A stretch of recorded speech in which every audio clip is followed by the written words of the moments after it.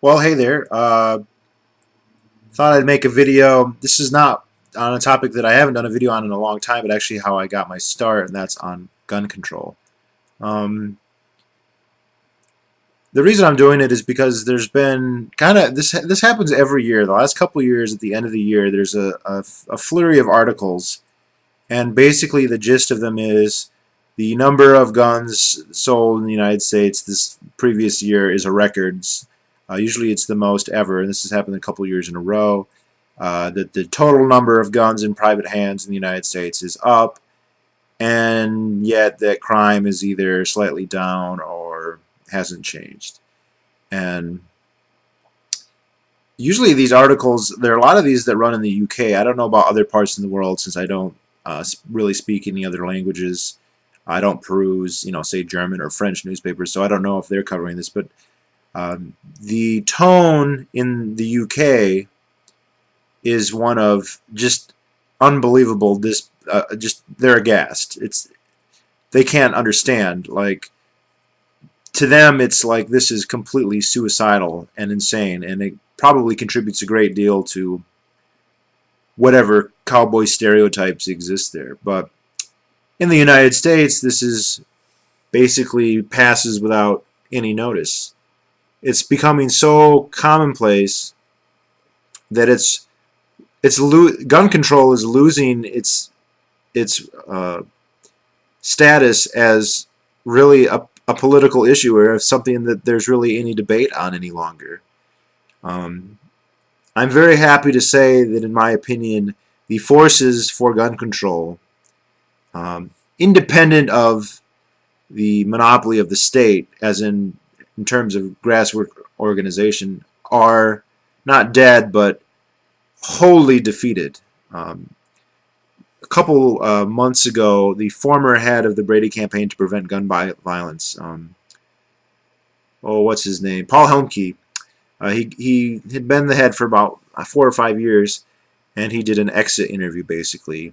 And he was asked if there's anything he thought he could have done better or that he regretted. And he basically was very frank, and he said, the Brady campaign, which is the largest, really the only major gun control organization in the United States, is only really has any influence in a few places, and those are places where they already have what they want. So New York City, Chicago, New Jersey, parts of California. Outside of those bastions, those redoubts of gun control, they don't have really any sway or any influence. Their organization, where it exists at all, is puny. I know in my home state in Michigan, which is a fairly large state, population-wise, they are lucky if they can muster 30, 40 people at their main events. And you compare that to the people who are strongly in favor of increased gun liberties. You're talking in the tens or hundreds of thousands, and you expand that to people who are, comfortable with our current laws. You're talking literally the majority, millions and millions of people. And so those 30 liberals basically do not matter. They cannot get their increased gun control that they so adamantly believe we need passed. And this is a good thing. I think that there has been waged a battle for the hearts and minds on this issue, a battle that has almost been completely won by the pro-gun organizations. And one of the consistent mischaracterizations in the media still, and this was evident in the articles, if you want to, the one that's tipping me off on this is an article in the London Telegraph. If you just type gun control and you limit your search to the last week, you'll find it. It's kind of an absurd article. They quoted extensively one source who was an anti-gun person, repeatedly, and many of the claims he made were just unbacked assertions and subjective claims or whatever. They didn't talk to anybody even moderate.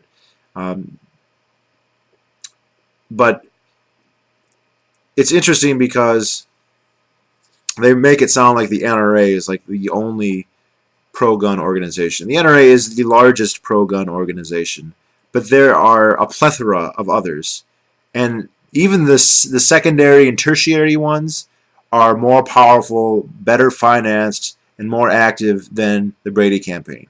So the second, third team, the third string of the pro-gun organizations overmatch the Brady campaign, which doesn't compare at all to the NRA in terms of its power or its influence.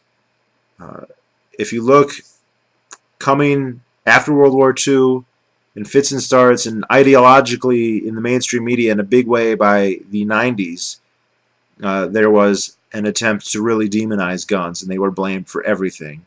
And legislation based on that erroneous assumption started to be debated and in some cases passed. And if you look at it like Alex Jones and a lot of people, there's a lot of lamentation that, you know, we've lost our way, that we're not libertarian enough, that we don't stick by our roots, and that the gun culture of the United States is dying. Well, maybe at one point it was dying, but there was enough of it left, a big chunk left, that became very politically aware, and it mobilized. And its counterattack has obliterated the propaganda against gun rights. I mean, obliterated. The arguments, you know, as a libertarian, as an anarchist libertarian, when I make arguments about minimum wage or, I don't know, monopoly or market failure, the arguments are ones that most people are really unfamiliar with, and they're hearing them for the first time, and it's a hard sell. Guns, it's never that way. Everybody knows the arguments, and they accept them, usually. You know, the idea that the police cannot or will not protect you. The idea that they're not obligated to protect you. The idea that you are justified to defend yourself. That's a big difference that I see in a lot of these European countries. And even in Canada, which actually has a fairly high per capita gun ownership rate, there's a big trepidation in much of the Western world. I don't know about the rest of the world per se, but in the Western world, to actually use deadly force to defend yourself, or even non-deadly force to defend yourself. That's not the case in the United States. The idea that you can use a gun to defend yourself is almost totally unanimous, even with the Brady campaign. They officially do not object to that. Now, there are some people who think, well, that means that you should, you know, you can have a gun in your home, but God forbid you take it out on the street. Now, why am I making this video? If it's good news. It is good news. There are things to worry about. The federal government is still a monopoly on legislation and arbitration, and they're conceited and they're power hungry, and I believe that the only reason they have not gone further with gun control is that they are very worried to find out what would happen. And the truth is, nobody knows. You know, if tomorrow they said all guns are banned, we don't know that there would be a revolution. We don't know that there would be blood in the streets. We don't know that. We know that of the hundreds of millions of gun owners, or 100 million, tens of millions anyway, dozens of millions of gun owners out there, most of them probably would not take up arms against the government. The vast majority probably wouldn't. But if 1% did, that would be millions of people. If 0.1% did, that would be hundreds of thousands of people. Nobody knows. And nobody wants to find out either. That's kind of the point. You know, even if, you know, no one wants to play Russian roulette, and the government does not want to play Russian roulette with gun confiscation in the United States. They don't like them. They wish that they weren't there. But it's something that you can't really do anything about. And I've heard even gun control advocates say, look, just look at the numbers. There's 250, 300 million guns in the United States. They're not registered. We don't really even know who has them. There's no serious discussion that can be had about disarmament. But it's still the government, and who knows, you know, if they're trying to get national ID cards and really invasive IRS, there's any number of things they could try. So my point here is that for those of you who are gun advocates, I would say that the thing that we need to do now is not be satisfied with what we have. There have been many strides, especially at the state level, but I think that we should take it much farther. Basically, constitutional carry, aka open or concealed carry without any kind of license whatsoever, should be legal everywhere. Now, there are reasons to, well, okay, if Safeway Security watches this, he's going to get mad at me because I made a video about Justin Amash, and Justin Amash voted against this, the government, the federal government enforcing this. Uh, if you're like me, you don't like the federal government, and you would be leery of having them exercise legislative power over all the states. Um, it's clear that in a few states like New York and New Jersey, Massachusetts, Hawaii, Maryland, California, it will be difficult to get constitutional carry. It'll be hard to get even permit carry or even may issue in those states. Or Illinois is the big one, really. But that should be our goal. And if we can get constitutional carry in all the other states, it just looks absurd where you have states where you could open carry and then states that you can't even carry under any circumstances. That makes the argument. You know, the number one really empirical thing here is to juxtapose all the states that have made it legal and the fact that it's been a non-event, really. Crime has either gone down or it hasn't changed. We need that. That should be our goal. Because if we wait, if we say we're happy now, then we're just waiting for one more really bad tragedy for the Brady campaign to get one more little creepy law passed, and then another and another and another. We want them to be on the defensive. We want Dennis Hennigan and Colin Goddard, that disgusting victim profiteer, and I hate to say that to somebody who got shot 3 times, but for what he advocates, he deserves it. He's trying to steal my liberty, so I don't care if a crazy person shot him 4 times. All right? We need them to be trying to spend their time arguing why New York shouldn't have constitutional carry, not arguing why we need a national background check or why we need to stop the gun show loophole. That's what we need.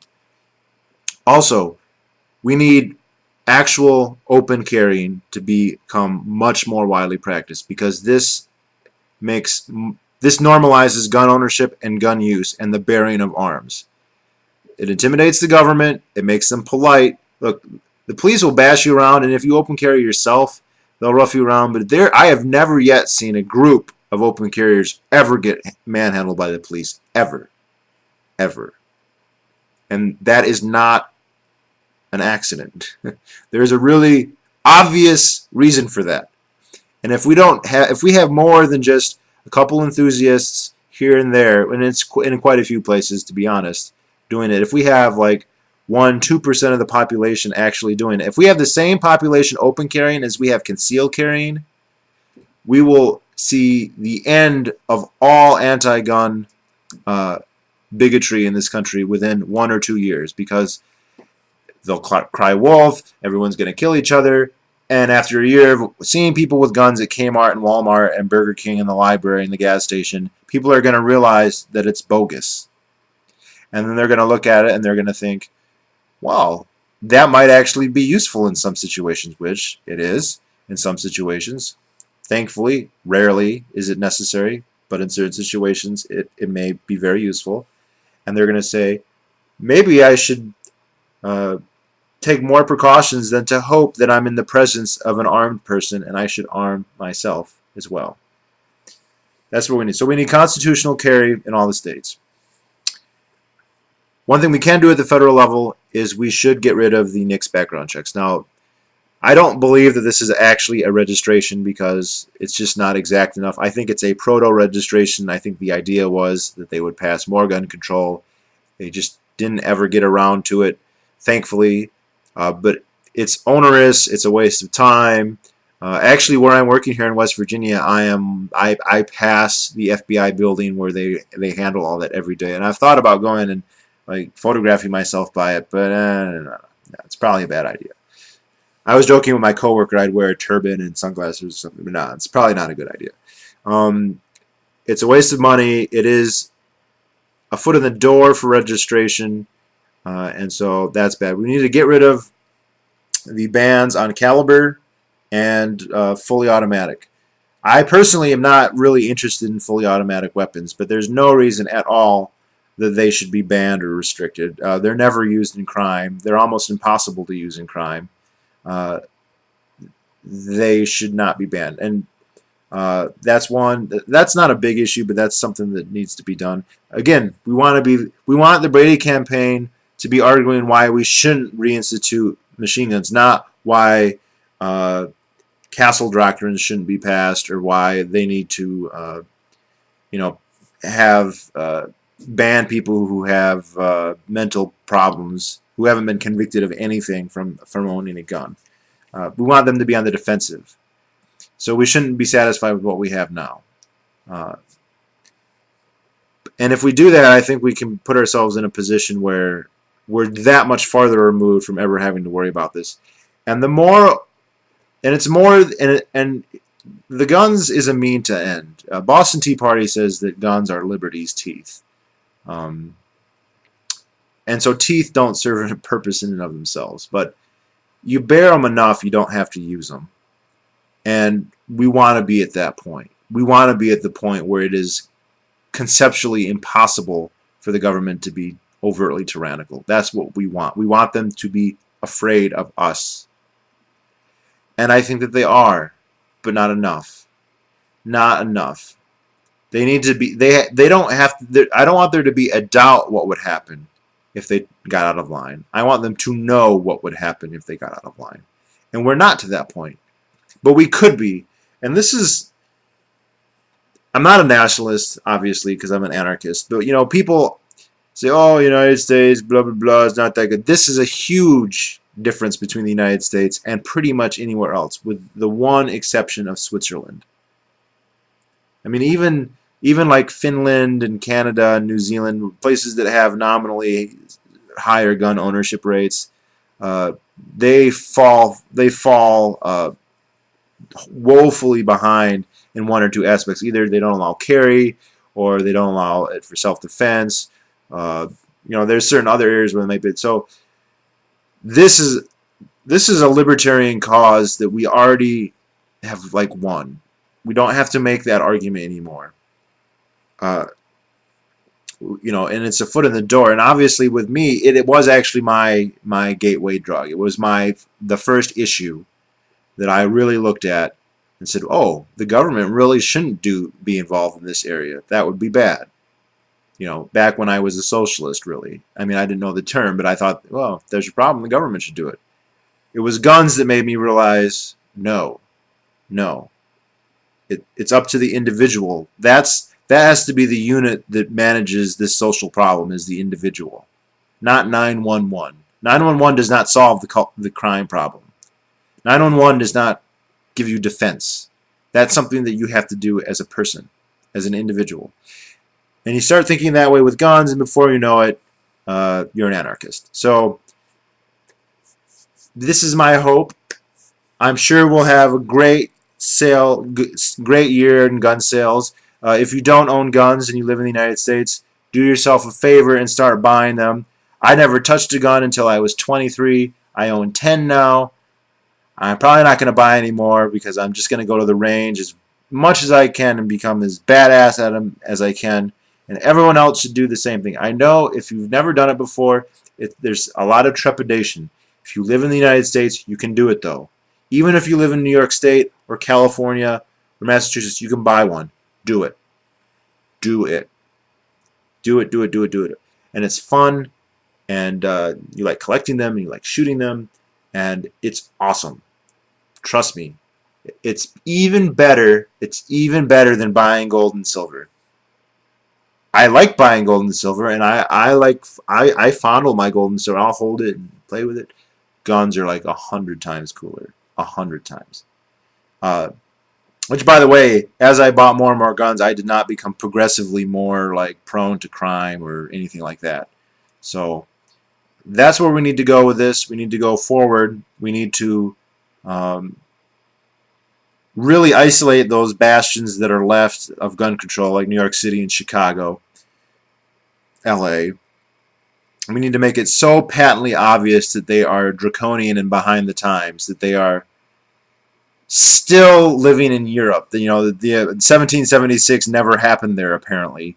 That it cannot be denied. And Mayor Bloomberg can't, or whoever his successor may someday be, can't say, oh, the rest of the country is dangerous when they're the dangerous place and every place else is relatively safe.